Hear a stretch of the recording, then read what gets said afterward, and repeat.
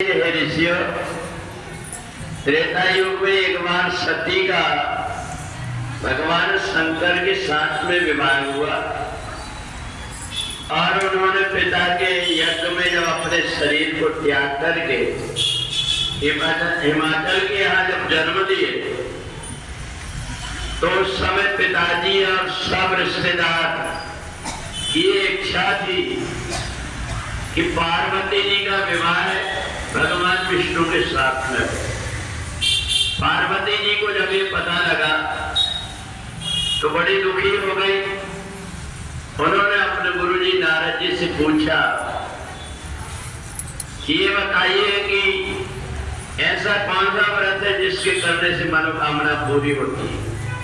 नारद जी ने कहा भगवान शंकर का पूजन।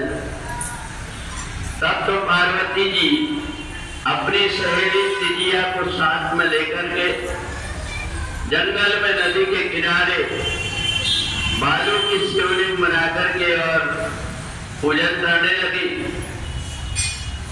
जब पार्वती और सहेली दोनों भादो मास के शुक्ल पक्ष की तीजा के दिन पूजन कर रहे थे, उसी समय भगवान शंकर प्रकट हो गए और प्रकट होकर के कहा देवी मैं प्रसन्न हूं, तुम वरदान मांगो। पार्वती जी ने कहा भोलेनाथ मैंने संकल्प किया है कि आपके साथ में ही मेरा विवाह हो। भगवान शंकर ने तथास्तु कहकर के पार्वती जी को आशीर्वाद दे दिया।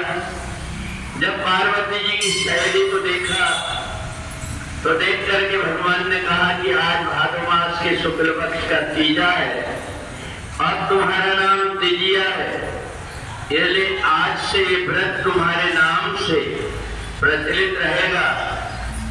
जो भी कुंवारी कन्याएं सुहागवती महिलाएं भगवान शंकर का और भगवती जगदम्बा का पूजन करेंगे उनके ऊपर हमेशा मेरी कृपा बनी रहेगी।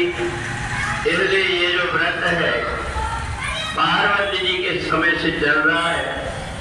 इसलिए व्रत में कई प्रकार के विधान हैं। सीधे और सहज ढंग से जंगल की वनस्पतियां फूल लेकर के और बांस का मंडप बना करके जो भगवान शंकर की पूजन करता है, तीजा के व्रत की कथा को सुनता है और शरीर में जैसी सामर्थ्य है उसके अनुसार अगर वो पूजन करता है तो भगवान की कृपा होती है। इसलिए पहले अनेक प्रकार की कथाएं प्रचलित थी कि पानी पीने से ये होता है, दूध पीने से ये होता है, चाय पीने से ये होता है।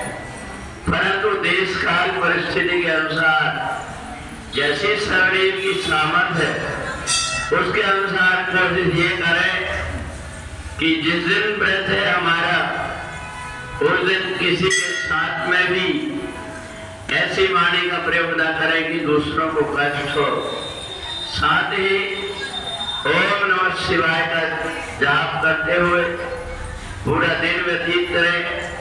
रात्रि में भी जितनी देर हो सके भगवान नाम का कीर्तन करके और दूसरे दिन नदी तालाब में ले जाकर के पूजन की सामग्री विसर्जित करें। इस प्रकार से व्रत पूरा हो जाता है। तो इसलिए जो भी जिस भावना को लेकर करता है उसकी मनोकामना पूरी हो जाए। बोले सच्चिदानंद भगवान।